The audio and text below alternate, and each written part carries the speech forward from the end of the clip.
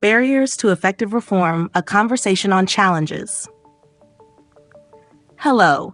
I would like to begin a conversation about why meaningful educational reform is so difficult to implement.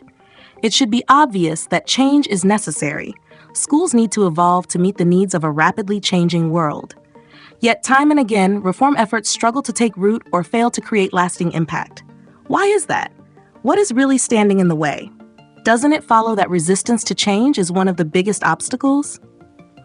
The way education is structured has been deeply ingrained in society for generations. People tend to cling to familiar systems, even when those systems are outdated. Schools have long operated on rigid structures, fixed syllabi, standardized assessments, and predefined learning outcomes.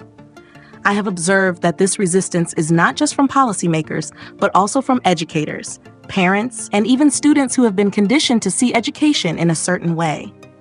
Wouldn't it be transformative if we could break free from the idea that learning has to follow a single, unchanging path?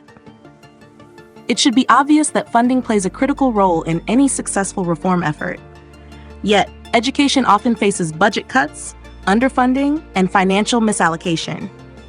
Schools are expected to innovate while struggling with outdated materials, overburdened teachers, and inadequate resources.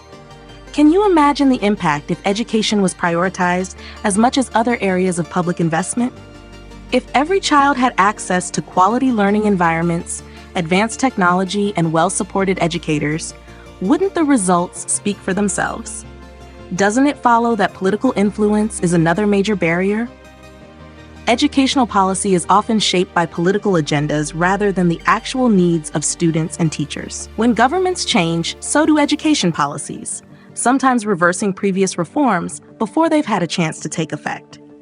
I have observed that decision makers often impose reforms based on their own biases, belief structures, and limited perspectives, rather than listening to those on the ground.